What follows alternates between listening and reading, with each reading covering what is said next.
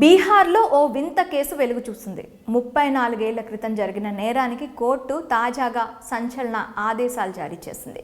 నిందితుడిని అరెస్ట్ చేసి కోర్టు ముందు హాజరుపరచాలని డీజీపీని ఆదేశించింది. అయితే అదేమీ పెద్ద కేసు కాదు, కోట్ల రూపాయల కుంభకోణం కాదు, అత్యాచార ఘటన కూడా కాదు, కేవలం అతి స్వల్ప మొత్తానికి సంబంధించిన లంచం కేసు.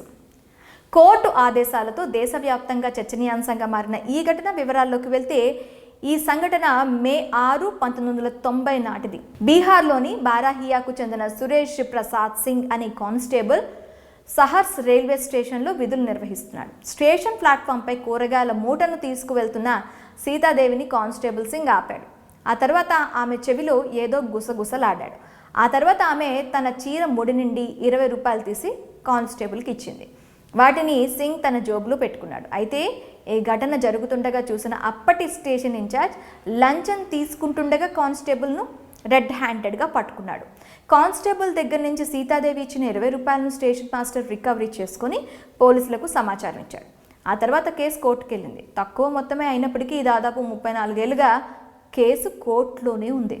అప్పట్లో ఈ కేసులో బెయిల్ పొందిన సురేష్ ప్రసాద్ సింగ్ కోర్టుకు హాజరు కాలేదు. 1999లో అతను బెయిల్ రద్దు చేసిన కోర్టు అరెస్ట్ వారెంట్ జారీ చేసింది. కానీ స్టేబుల్ రిటైర్మెంట్ ఏజ్ కూడా ఎప్పుడో దాటిపోయింది. బెయిల్ దొరికినప్పటి నుంచి పరారీలో ఉన్నాడు సురేష్ ప్రసాద్. ఆ తర్వాత అతని ఆస్తి అటాచ్మెంట్ ఆర్డర్ జారీ చేసిన తర్వాత కూడా సింగ్ను గుర్తించేందుకు చాలా ప్రయత్నాలు చేశారు, ఫలించలేదు. మరి 34 ఏళ్లుగా ముందుకు సాగిన ఈ కేసులో ఇప్పుడెలా కోర్టు స్పందించిందంటే, కానిస్టేబుల్ సింగ్ సర్వీస్ రికార్డులపై దర్యాప్తులో తప్పుడు చిరునామాని అందించాడని, అతని అసలు నివాసం లఖీసరాయ్ జిల్లాలోని బీజోయ్ గ్రామంలో ఉందని వెల్లడించడంతో కేసు కొత్త మలుపు తిరిగింది.